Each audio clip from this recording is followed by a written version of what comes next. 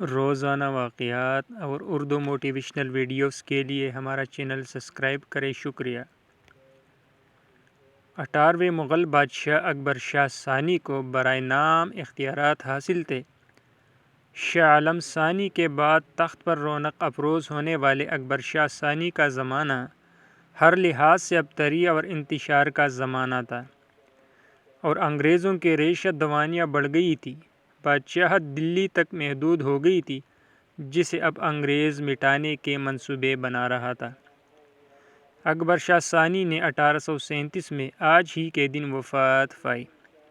شاہ عالم ثانی کے زمانے تک انگریز بظاہر صحیح بادشاہت کا احترام اور تخت و تاج کی تعظیم کرتے تھے۔ یہ بات اہم ہے کہ اس وقت تک بادشاہ کے دربار میں دلی کے ریزیڈنٹ اسٹین کی حیثیت ایک معمولی امیر سے زیادہ نہیں تھی۔ وہ شاہی خاندان کے ہر فرد کی بے انتہا عزت کرتا تھا، لیکن اسٹین کا نائب چارلس مٹکاف بادشاہ کے اس احترام سے سخت ناخوش تھا۔ اس کا خیال تھا کہ ہم اس طرح بادشاہ کی تعظیم کر کے اس کی غیرت و اہمیت کو نہیں سلا سکتے جو ہمارا اولین مقصد ہے۔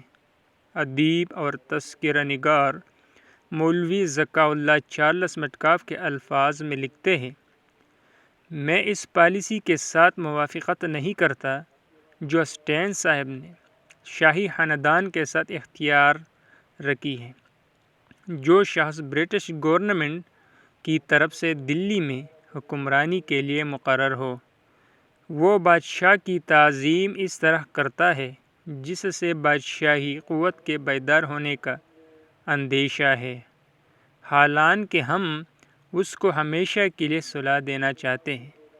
ہمارا مقصود نہیں کہ بادشاہ کو بادشاہی کے دوبارہ اختیارات حاصل ہو، اس لیے ہم کو ایسی حرکتیں نہیں کرنی چاہیے جن سے اس کے دل میں اپنی بادشاہی حاصل کرنے کی تمنا پیدا ہو۔ اگر ہم نہیں چاہتے کہ اس کی حکومت کو پھر دوبارہ قائم کرے، تو ہم کو چاہیے کہ بادشاہت کا خیال اس کے خواب میں بھی نہ آنے دے۔ اکبر شاہ ثانی کی تخت نشینی کو 1 سال بیت چکا تھا اور 1807 تک یہ حالات پیدا ہو چکے تھے جس کی طرف مولوی صاحب نے اشارہ کیا ہے۔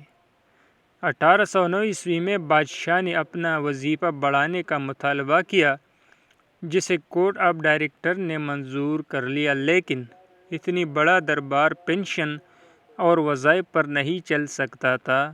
حقیقت یہی ہے کہ انگریزوں کی طرف سے بادشاہ کو جو وظیفہ ملتا تھا وہ ناکافی تھا، اور اسی لیے بادشاہ نے اب مزید اضافہ چاہا تھا۔ اس سلسلے میں انہوں نے فرمان روائے عود سے بھی مدد چاہی تھی، چنانچہ 1812 میں بادشاہ کی والدہ قدسیہ بیگم اور صاحبزادے مرزا جہانگیر کسی بہانے لکھنؤ پہنچے اور وہاں پہنچ کر نواب وزیر کو اپنے مدد کے لیے آمادہ کرنے کی کوشش کی۔ انگریزوں نے اس کارگزاری کے جواب میں کہا کہ اس وقت تک اضافہ کی امید نہ رکھی جائے جب تک بادشاہ انگریز کی تمام شرائط کو نہیں مان لیتے۔ بادشاہ کو تمام معاملات سے بے دخل کر دیا گیا، یہاں تک کہ انہیں اپنی ولی عہد یا جانشین کی تقرری کا اختیار بھی نہیں رہا تھا۔ 1814 میں اکبر شاہ ثانی نے انگریز سرکار سے مطالبہ کیا کہ ان کا مرتبہ گورنر جنرل سے زیادہ ہونا چاہیے۔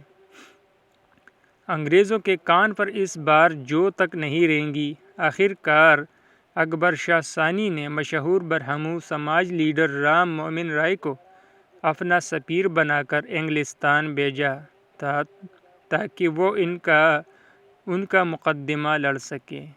رام موہن رائے انگلستان تو گئے، لیکن مقصد میں انہیں کامیابی حاصل نہیں ہوئی۔ اس کے بعد ہندوستان میں انگریز افسر اکبر شاہ ثانی سے اور بدگمان ہو گئے، چنانچہ بادشاہ کو باقی ماندہ زندگی لال قلعے میں بے یار و مددگار انسان کی طرح گزارنا پڑی۔